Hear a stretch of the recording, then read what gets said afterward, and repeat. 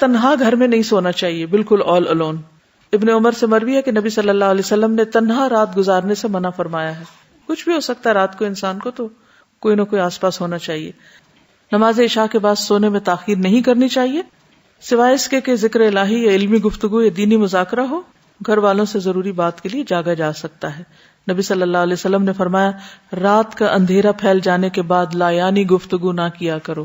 اور ہمارے اکثر پروگرامز اور جو کچھ ہم دیکھتے سنتے ہیں یا جو کچھ ہوتا ہے وہ عام طور پر لایانی ہی ہوتا ہے. ابو برزہ اسلمی کہتے ہیں کہ آپ صلی اللہ علیہ وسلم عشاء میں تاخیر پسند فرماتے لیکن اس سے پہلے سونے کو اور اس کے بعد باتوں کو ناپسند کرتے.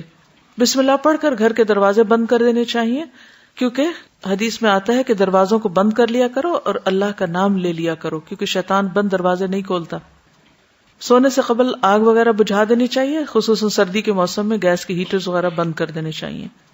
نبی صلی اللہ علیہ وسلم نے فرمایا جب سونے لگو تو گھر میں آگ کھلی نہ چھوڑو. ایسی جگہ سونے سے پرہیز کرنا چاہیے جہاں تازہ ہوا نہ آئے.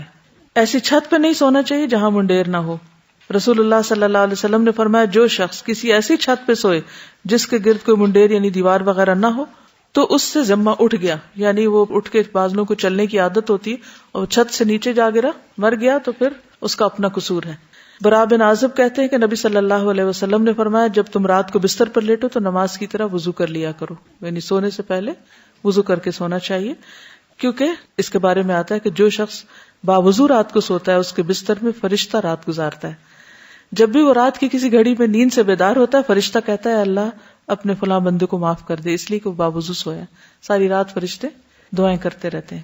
حدیث میں آتا ہے جو مسلمان باوضو ہو کر اللہ کا ذکر کرے اور ذکر کرتے ہوئے سو جائے پھر رات کے کسی حصے میں اس کی آنکھ کھل جائے اور وہ اللہ سے دنیا اور آخرت کی خیر مانگے تو اللہ تعالیٰ اس کو عطا فرما دے گا، یعنی دعائیں بھی قبول ہوتی ہیں ایسے شخص کی. پھر وضو کا پانی اور مسواک تیار کر کے سونا چاہیے کیونکہ صبح اٹھ کے انسان کو ایسی سستی ہوتی ہے کہ اگر اس وقت مسواک جگہ پہ نہیں رکھا ہو تو پھر ملتا ہی نہیں.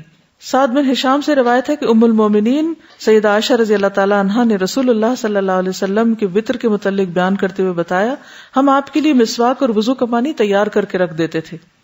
تو آج کل یہ ہے کہ سونے سے قبل رات ٹینکی وغیرہ کا پانی چیک کر کے سوئیں تاکہ ایسا نہ ہو کہ صبح کے وقت بجلی بھی گئی بھی ہو اور پانی بھی نہ ہو اور نماز میں تاخیر ہو جائے، تو ایسا نہ ہو. نبی صلی اللہ علیہ وسلم کے پاس سوتے وقت بھی مسواک ہوتی، جب آپ بیدار ہوتے تو سب سے پہلے مسواک کرتے.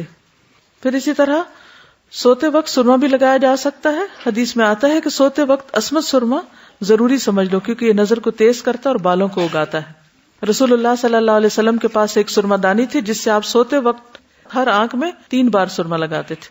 ابو ہریرہ سے روایت ہے رسول اللہ صلی اللہ علیہ وسلم نے فرمایا کہ جب تم میں سے کوئی بستر پہ جائے تو اپنے تہبند کا کونا پکڑے اور اس سے اپنا بستر جھاڑے، یعنی بستر جھاڑ کے لیٹے، بسم اللہ پڑھے، کیونکہ وہ نہیں جانتا کہ اس کے بعد اس کے بستر پر کون آیا. یعنی دن میں اب آپ یہاں ہیں جیسے ادھر ادھر کام کر رہے ہیں تو آپ کو نہیں پتا بستر پہ کیا چیز چڑھ کے سو رہی ہے، تو جب سونے لگے تو ایک دفعہ بستر کو جھاڑ لیں. نبی صلی اللہ علیہ وسلم نے فرمایا جب تم میں سے کوئی شخص بستر پر لیٹے تو پہلے اپنا بستر اپنے ازار کے کنارے سے جھاڑ لے کیونکہ وہ نہیں جانتا کہ اس کی بے خبری میں کیا چیز اس پر آ گئی. آپ صلی اللہ علیہ وسلم نے فرمایا جو شخص اپنے بستر پر جانے لگے تو اسے چاہیے کہ وہ اپنے کپڑے کے کنارے سے اسے 3 مرتبہ جھاڑ لے، یعنی اپنا دوپٹہ لے کے یا کسی بھی چیز سے اس کو اچھی طرح جھاڑ لیں، یا ویسے ہاتھ سے بھی جھاڑ سکتے ہیں. پھر یہ کہ زیادہ آرام دہ بستر نہ استعمال کریں. حضرت عائشہ فرماتی ہے کہ رسول اللہ صلی اللہ علیہ وسلم کا بستر چمڑے کا تھا اور اس میں کھجور کی چھال بھری ہوئی تھی. جب آپ سونے کا ارادہ کریں تو گھر میں جو بھی بتیاں یا روشنی وغیرہ ہے اس کو بجھا دیں. جابر روایت کرتے ہیں کہ رسول اللہ صلی اللہ علیہ وسلم نے فرمایا رات کو جب سونے لگو تو چراغ بجھا دیا کرو.